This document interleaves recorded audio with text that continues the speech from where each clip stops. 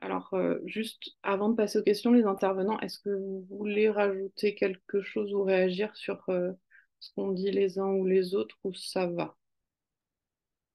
Moi, je voulais juste dire que je trouve que le sujet de ce webinaire est très intéressant dans la mesure où on comprend, d'après les différentes interventions, que le travail du communicant, c'est au final un travail de conciliation parce qu'il s'agit de concilier le temps, les tendances, les attentes du public, tout le côté légal, etc. Et c'est là que surgit la créativité du communicant au final, et parce qu'il y a un vrai enjeu derrière et qu'il y a un vrai, enfin, je dirais même qu'il y a un certain risque parce que il s'agit à chaque fois qu'on fait un contenu qui peut sortir de l'ordinaire, c'est une grande prise de risque où on peut des fois, si on est mal informé ou si on l'effectue mal, on a beaucoup de choses à perdre au niveau de l'image de marque. Donc, merci pour vos différentes interventions. C'était très intéressant. Merci. Alors, bah, justement, c'est assez intéressant ce que tu dis parce que nous, on a beaucoup de collections liées à Napoléon. Mais il se trouve que contrairement à Ravit, on n'a pas eu la chance de voir le film avant et de dialoguer avec Joaquin Phoenix, Ridley Scott. Et donc, en fait, on avait un petit peu peur de se positionner, nous, sur un contenu par rapport à nos collections en le critiquant ou en faisant de l'humour sans être sûr de ce qu'il y avait dans le film. Donc, on a joué un peu profil bas sur la question en faisant juste regardez ce livre, il est à la BNF, ça parle de telle scène du film, et on a raconté un petit peu voilà, le contenu de l'ouvrage, mais voilà, c'est un jeu quand même où il faut éviter le bad buzz, quoi. Alors moi j'aurais une question peut-être pour lancer la phase de questions. Voilà, on vous encourage à poser des questions dans le chat. Peut-être à tous les intervenants, aux quatre intervenants. On voit que communiquer avec des contenus décalés, c'est une affaire sérieuse. Enfin, il faut le faire sérieusement en tout cas. Il y a des questions légales, il y a des questions d'image de marque, il y a des questions de positionnement en termes de stratégie de communication qui comptent beaucoup.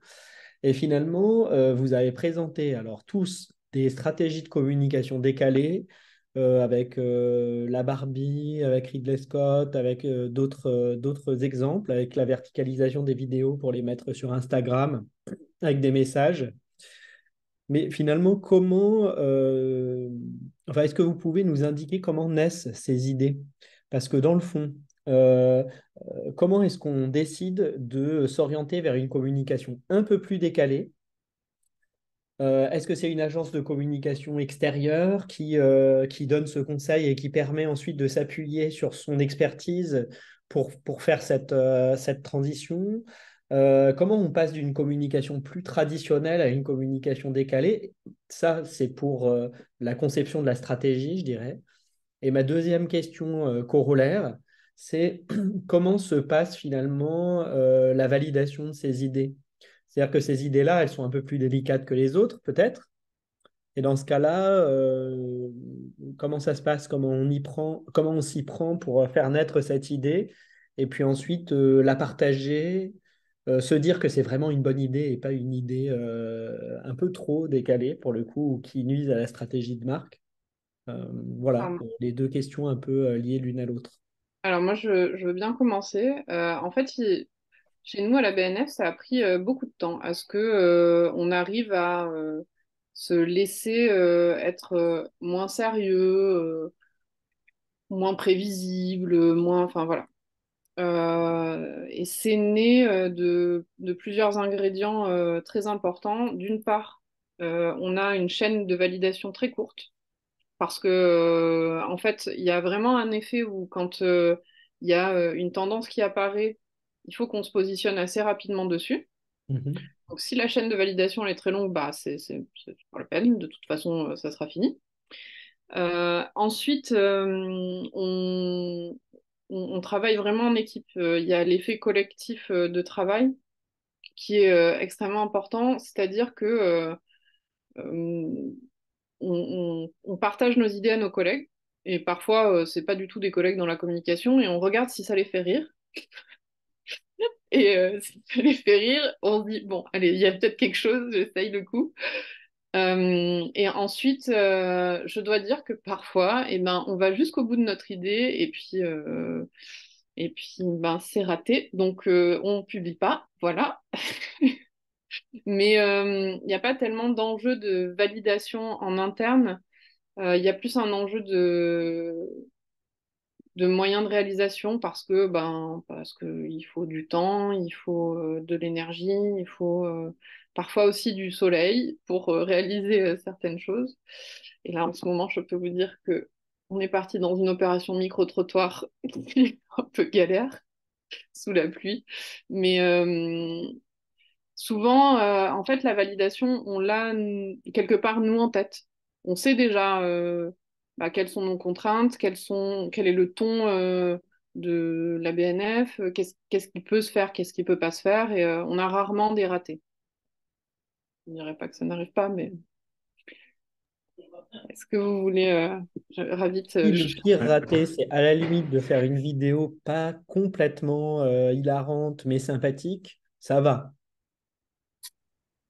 Non, alors aussi, on a parfois des blagues qui font tellement pas rire certains de nos collègues qu'ils nous laissent des commentaires pas sympas.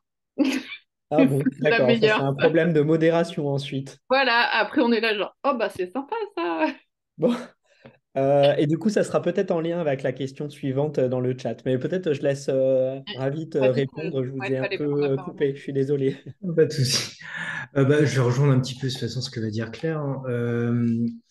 En fait, nous de notre côté, pour la communication décalée, nous, on fait de la veille. On fait de la veille sur ce qu'il y a sur YouTube, sur Instagram, et on regarde ce qui marche. Et on a un regard un petit peu actif pour voir si le format qu'on trouve sympa va s'appliquer sur nos collections et pourra les mettre en avant. On se partage des idées, on a un petit groupe WhatsApp où on s'envoie des trucs avec nos collègues au sein de la communication.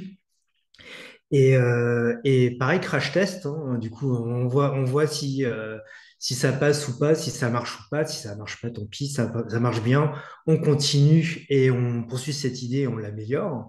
Voilà, c'est vraiment juste comme ça qu'on marche. Et en ce qui concerne la validation, en fait, on essaie quand même d'avoir un périmètre, une limite rouge à ne pas dépasser. Faut évidemment que ce soit pas insultant envers le corps militaire. Il faut aborder avec parcimonie les sujets en lien avec la Seconde Guerre mondiale ou la colonisation, décolonisation, des sujets très actuels également où faut faire vraiment très, très, très, très attention. Et à partir de là, on y va. En fait, je pense aussi la clé, c'est d'avoir quand même la confiance de la direction. Ça, c'est très, très important. Je pense qu'il faut briefer en amont quand même sur votre stratégie un peu globale de contenu, qu'ils sachent ce que vous faites et que vous leur montrez que ça a réussi sur certains points. Après, voilà, à partir du moment où ils veulent que vous changez la notoriété du musée de l'armée, allons-y et faisons une communication qui change un peu, quoi. C'est tout. Euh, du coup, j'avais juste quelque chose à rajouter. Euh, Selon mon expérience, du coup, moi, quand j'ai commencé à effectuer mon stage à Mediatone Distribution, j'avais l'impression que c'était une grande entreprise qui aurait un énorme pôle digital, mais en réalité, on n'était que 5. Donc, on avait surtout enfin, même si les contenus sont d'une renommée internationale, tels que Garfield, etc., mais en réalité, on était 5 à créer les contenus. On a des réunions de stratégie de communication où chacun rapporte ses idées. Et honnêtement, ça se basait beaucoup sur la proactivité. C'était vraiment sur la veille de chacun, les idées de chacun, la créativité de chacun. Après, pour la validation, c'était beaucoup de bon sens parce que la plupart du temps, quand on voit une idée, on sait si on peut se permettre de faire ça ou non. Voilà, même quand on vient tout juste d'être diplômé, on se dit oui, j'ai envie d'essayer de nouvelles choses, mais au final, on se rend vite compte que, il y a beaucoup de choses qu'on peut pas faire en relation avec les droits, les chansons, parce que sur TikTok, il y a pas mal de trends avec des chansons, etc. On peut pas se permettre de faire ça. Donc tout ce qui est même choses super drôles avec des doubles sens, etc. Tout ça, voilà, c'était déjà personnellement, si j'adore ce type de contenu, je pouvais même pas le proposer parce que selon le bon sens, je pouvais pas le faire. Pour la validation, c'était donc avec les différents managers et des fois quand il y a des séries, on devait communiquer avec les ayants droit. Et on sait que certains sont beaucoup plus rigides que d'autres. Donc, pour certaines idées, on va avoir plus de liberté. On va même pas, enfin, on va les consulter super, voilà, brièvement par mail. Et pour d'autres, on doit clairement leur envoyer les shorts, les réels, etc. Et ils doivent valider par la suite, ce qui peut prendre beaucoup de temps. Du coup, la trend n'est pas d'actualité, que la vidéo n'a pas été postée. Du coup, vraiment, ça dépend des ayants droit. Voilà. Alors, Justement, pardon. vas-y, Clémence. Pour réagir sur les trends, avec le ministère de l'Europe et des Affaires étrangères, on avait suivi la trend de Wes Anderson. Et en fait, ils avaient mis sur Instagram un reel qui présentait l'hôtel de la ministre avec un filtre de Wes Anderson, avec la musique, etc. Et ça a eu un succès assez impressionnant. Et donc, c'était un contenu qui était décalé tout en suivant une trend. Bon, super Et intéressant. Merci, merci à tous. Peut-être, Claire, je relais la question que je viens de voir dans le chat. attends, il y a je rajoute un dernier truc, après j'arrête, promis. Mais Non, il y a un enjeu qui est assez intéressant sur est-ce qu'on fait pas, est-ce qu'on va trop loin, est-ce qu'on va pas trop loin. C'est que souvent, en fait, on doit lutter aussi contre nous, notre propre autocensure. Et ça, c'est pas toujours simple parce que faut vraiment prendre le mécanisme de se dire oh, ça n'a rien à voir avec la BNF, est-ce qu'on y va quand même? Parce que parfois, ça peut donner des choses intéressantes, quoi. On a mis un petit peu de temps à connecter qu'on avait une poupée dans le musée. Je vous avoue qu'elle ressemble pas vraiment à une Barbie, donc bon, voilà, il a fallu quand même aller jusque-là. Mais ça, c'est la partie. On a aussi à la fois le bon sens, mais aussi le risque de trop s'autocensurer. Bon, pardon, je te laisse. Oui, il y a une question d'intersubjectivité, enfin, en tout cas, de confronter son idée aux autres et de voir si ça paraît être une bonne idée ou pas.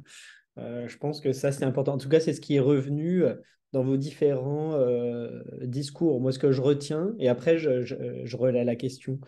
Ce que je retiens, c'est à la fois cette question de l'intersubjectivité, c'est-à-dire de tester son idée, la question du suivi des grandes tendances, donc l'identification et suivi des grandes tendances.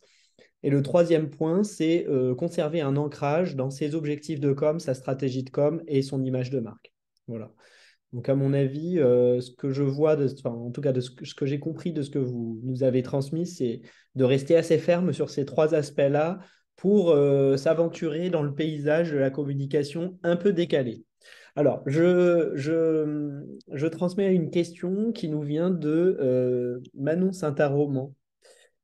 Alors, elle nous dit, bonsoir, j'aurais aimé savoir, étant donné que vous avez évoqué des aspects juridiques, si vous avez suivi des formations à ce sujet et si vous travaillez avec un service juridique donc, dans vos services com. Voilà. Est-ce qu'il y a un service juridique auquel vous faites appel de temps en temps? De notre côté, effectivement, on a un service juridique et ça nous aide beaucoup lorsqu'on a des doutes et sur les droits d'utilisation, hein, notamment. Enfin, on a deux choses. On a un service juridique et on a également une iconographe, hein, qui nous donne toutes les réglementations en termes d'utilisation de visuels ou d'extraits vidéo, ce genre de choses.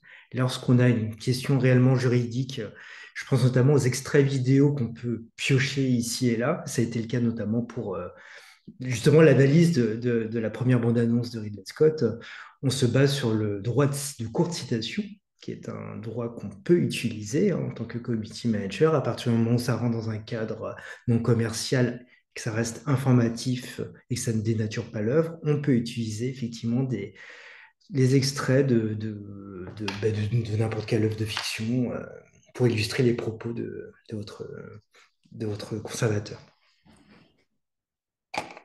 Alors, donc, moi, la réponse est doublement oui. Moi, j'ai eu une formation à ce sujet-là. Je me suis reformée ensuite sur des questions plus précises parce que nous, à la BNF, on est vraiment exemplaire en termes de droit d'auteur et de droit à l'image. C'est un peu la définition même de la BNF. En fait, c'est nous qui conservons quand même tout ça. Maintenant, par ailleurs, nous, on travaille avec le service juridique, avec les iconographes. Il faut savoir aussi qu'on travaille avec les conservateurs et les conservatrices qui connaissent les ayants droit.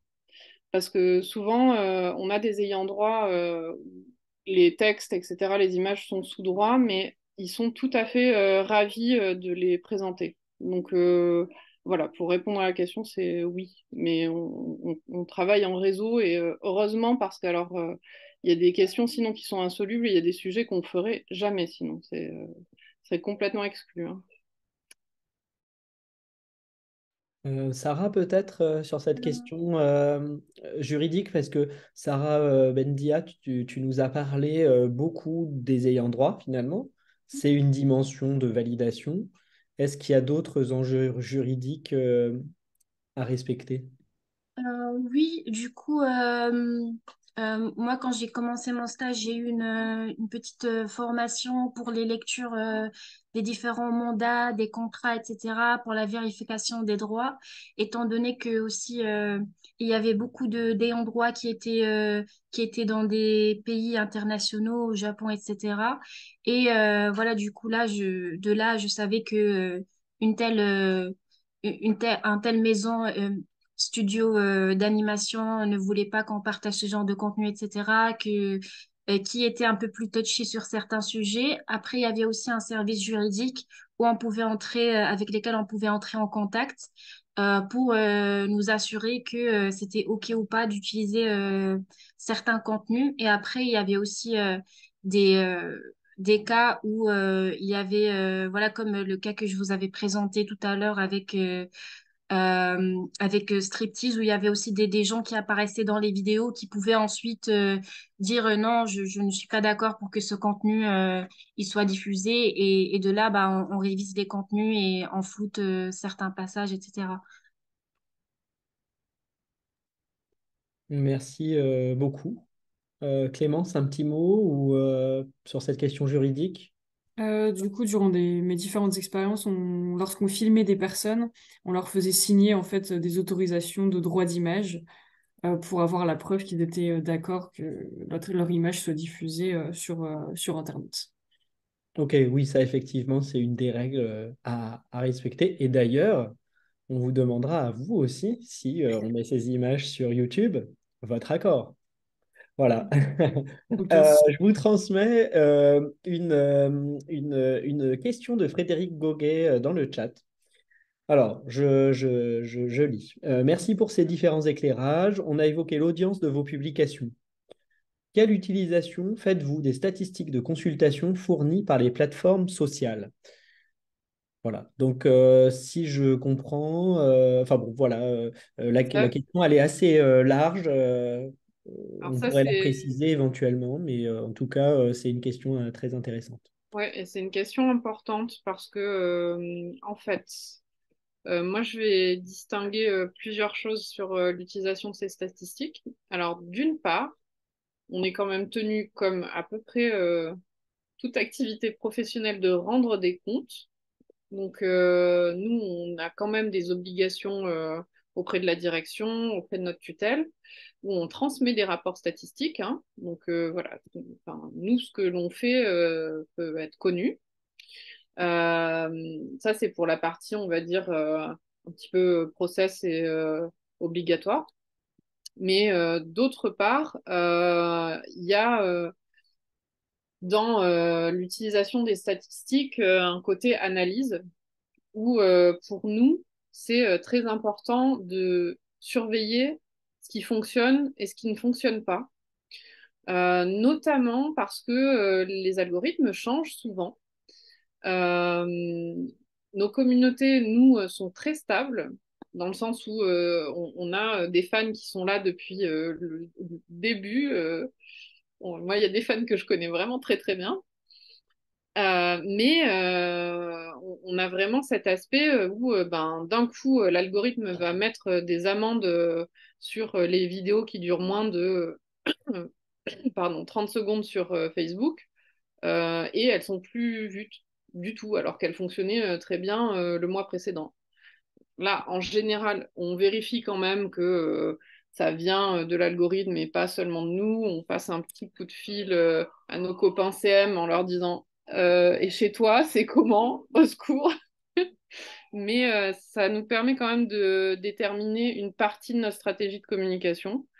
Ça nous permet aussi d'avoir des retours qualitatifs parce que nous, dans nos statistiques, on ne fait pas que du volume, aussi on fait de la qualité et de l'engagement, à savoir ben, est-ce qu'il y a eu beaucoup de commentaires, est-ce qu'il y a eu des commentaires positifs, est-ce qu'il y a eu voilà, des réactions positives ou pas, est-ce que ça a été beaucoup partagé, parce que ça pour nous c'est un indice vraiment de potentiel de diffusion qui est très important pour nous quand même, la diffusion du savoir à la BNF c'est pas rien. Donc voilà, il y a tous ces aspects-là. Ravi tous. Ça. Oui, clairement, bah, je vais répéter deux ou trois choses. Effectivement, nous avons besoin des indicateurs, notamment dans le cadre des musées, pour pouvoir, ces indicateurs pour pouvoir savoir si l'exposition elle va marcher, si elle marche ou pas, en fait, également. Et on voit d'ailleurs une vraie corrélation entre le nombre de vues, de likes, d'impressions sur un post et le taux, le nombre de visiteurs dans une exposition. Donc, ça nous permet aussi d'avoir une forme un indicateur virtuel des visiteurs, du visiteur. Et pareil, ça permet effectivement de définir d'affiner la stratégie de contenu, de voir ce qui marche pas, et de comprendre pourquoi, notamment, de mieux définir les horaires de publication, de mieux définir la hiérarchisation des informations dans une vidéo, par exemple. Enfin, c'est extrêmement important pour nous de connaître les indicateurs, les statistiques. Et pareil, évidemment, la direction nous demande ces statistiques pour savoir, pour connaître tout simplement l'évolution de la notoriété, hein, du musée. Alors, il y a quelque chose que j'ai oublié de dire aussi, c'est que nous, on s'appuie aussi sur les statistiques du reste de l'institution. C'est-à-dire que quand en fait, nous, en général, on a 3 ou 4 expositions simultanées à la BNF. Quand l'une des expositions ne fonctionne pas du tout ou est très peu fréquentée, ou au contraire que l'une de nos expositions est pleine, on adapte aussi notre calendrier parce que on va pas utiliser notre énergie et notre temps à faire la promotion de quelque chose qui est déjà complet. Et on le fait aussi sur les événements. On a des concerts, là, on a une superbe saison musicale à la BNF. Si vous aimez la musique, regardez ça, c'est incroyable. Mais en fait, parfois, l'équipe des manifestations culturelles nous prévient en nous disant attention, là c'est plein, arrêtez d'en parler parce que on a plus de billets, c'est fini. Donc ça, c'est très important que ça fonctionne dans les deux sens aussi. Moi, Euh, Sarah, tu voulais dire un mot? Oui, c'était juste pour parler de l'importance des statistiques et de leur analyse lorsqu'il s'agit de monétisation. Je ne sais pas si les chaînes YouTube et réseaux sociaux sont monétisées pour les musées, pour la BNF, etc. Mais notre enjeu à Mediatone Distribution, c'était aussi de maximiser la monétisation des contenus. Du coup, des fois, c'est très important de regarder les statistiques, de voir ce qui est, quels sont les contenus qui sont pertinents en relation avec notre but, notre objectif qui est la monétisation. Des fois, on avait une intuition, on croyait qu'un contenu allait fonctionner. Or, lorsqu'on voit dans les résultats, ce ne sont pas les contenus que nous, on juge pertinent qui fonctionne le mieux. Ce qui fonctionnait le mieux, c'était des vidéos qui étaient extrêmement longues, de plus de 2 heures, parce qu'en fait, ce sont des cibles différentes, des cibles enfants, etc. Donc, voilà, c'est en ça que l'analyse des résultats sont très importants. Et c'est aussi important dans la mesure où il y a un investissement du temps, parce que des fois, investit beaucoup de temps et d'efforts dans la création d'un contenu. Or, quand on regarde sur les statistiques, un contenu qui met beaucoup moins de temps à être créé génère beaucoup plus de revenus. Donc ça, c'est aussi une question à prendre en compte lorsqu'on regarde les statistiques. Voilà, c'était juste en relation avec la monétisation des contenus. Et justement aussi pour rebondir là-dessus, par exemple, quand on développe une web série sur YouTube ou autre, c'est important ensuite de voir lors de la publication de la première vidéo les statistiques pour ensuite décider si au final on va pouvoir continuer la web série ou si ça fonctionne pas du tout et il vaut mieux arrêter. Donc les statistiques, elles aident quand même énormément à savoir si les contenus sont pertinents ou non. En fonction de la cible, en effet, oui.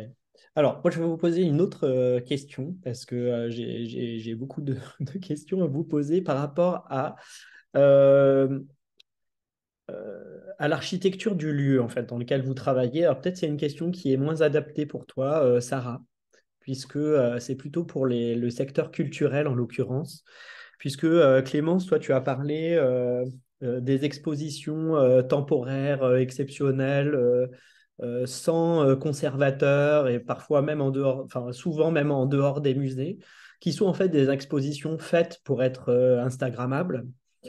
D'où la question finalement que je pose aussi aux deux autres intervenants, à Claire et à Ravit. Euh, Est-ce que les contenus décalés, là pour l'instant on a parlé des contenus produits par les institutions, on peut parler des contenus produits aussi par les visiteurs dans un lieu qu'on peut concevoir comme Instagrammable, où on peut prévoir bah, justement une création comme ça potentielle de contenus décalés, originaux, apportés, soit humoristiques, soit poétiques, soit etc. quoi, en fonction de l'endroit lui-même, quoi, physique du musée, quoi. Et finalement, est-ce qu'on réfléchit aussi dans ces termes-là, ou est-ce que pour l'instant, ce n'est pas vraiment un sujet de réflexion, cette production par les visiteurs eux-mêmes de contenu un peu décalé? Bon, alors chez nous, il y a des questions juridiques fort intéressantes car le bâtiment François Mitterrand étant sous droit, eh bien, en fait, on ne peut pas vraiment reprendre les productions photos de nos visiteurs sans qu'ils payent des droits à la DAGP, tout ça, tout ça. Donc, autant te dire que là, les conditions juridiques sont un petit peu compliquées et ce qu'on essaye de faire en fait pour biaiser un peu là-dessus, c'est de d'appeler à l'interactivité. C'est-à-dire de parfois leur donner un peu des jeux en leur disant, bon, bah, prenez-vous en photo comme ça, et vous, qu'est-ce que vous feriez comme portrait, et voilà.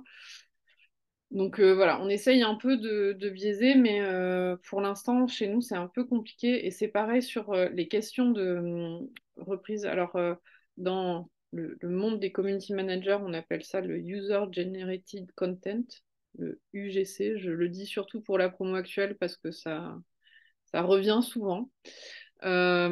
Sur ces contenus-là, eh ben, pour l'instant, notre service juridique a mis son veto à ce qu'on les republie sur nos comptes. Parce que parfois, on a des grands artistes qui viennent et qui font des grandes photos. Et en fait, c'est pas si simple que ça. Même si c'est sur leur compte Instagram, même s'ils nous disent oui en DM, en fait, ça fonctionne pas comme ça parce qu'il y aura toujours la DHGP derrière ou Magnum Photo. Ou, enfin, voilà. Donc, voilà. Chez nous, c'est un peu extrême, mais c'est comme ça. Donc, dans le cas de la BNF, c'est la question du juridique qui revient finalement à travers cette... Assez, oui. Assez, c'est pas l'envie qui manque. De notre côté, du coup, il nous arrive de reposter des photos faites sur Instagram, notamment par des visiteurs. On leur demande tout simplement en message privé, du coup, s'ils sont OK et on le fait. Ça nous est même arrivé de proposer des entrées gratuites à des visiteurs, hein. On les a d'ailleurs filmés pour savoir enfin, quels sont les éléments du patrimoine des Invalides qui les ont intéressés. Et on a repris leurs photos pour en faire une vidéo. Voilà. Donc, sinon, à part ça, nous, on se base après tout simplement sur la communication d'influence. Donc, on invite des influenceurs on fait des visites d'influenceurs, hein, tout simplement dans le cadre d'une exposition. On ne l'a pas encore fait spécialement pour le patrimoine, mais c'est quelque chose qu'on va faire en printemps 2024 parce qu'on ouvre de nouveaux espaces et ce sera l'occasion de faire une communication globale sur les Invalides. On voudrait organiser effectivement une visite influenceur avec des photographes notamment pour photographier le patrimoine des Invalides. Car s'il photo doit y avoir de la part de personnes extérieures, ça serait bien que ce soit sur des comptes aussi influents, que soit diffusé le plus largement possible et que ce ne soit pas une personne qui n'a pas beaucoup d'abonnés, on va dire. Et du coup, pour les pop-up museums, en fait, vu qu'ils ils sont vraiment des expositions temporaires, ils jouent sur le fait qu'ils aient énormément de visiteurs. Et en fait, ils ne font eux-mêmes pas vraiment de communication parce qu'ils comptent sur la communication faite par les visiteurs. Donc, ça montre à quel point Instagram a une grande influence sur la visite de ces pop-up museums et à quel point les pop-up museums utilisent Instagram pour faire leur propre communication.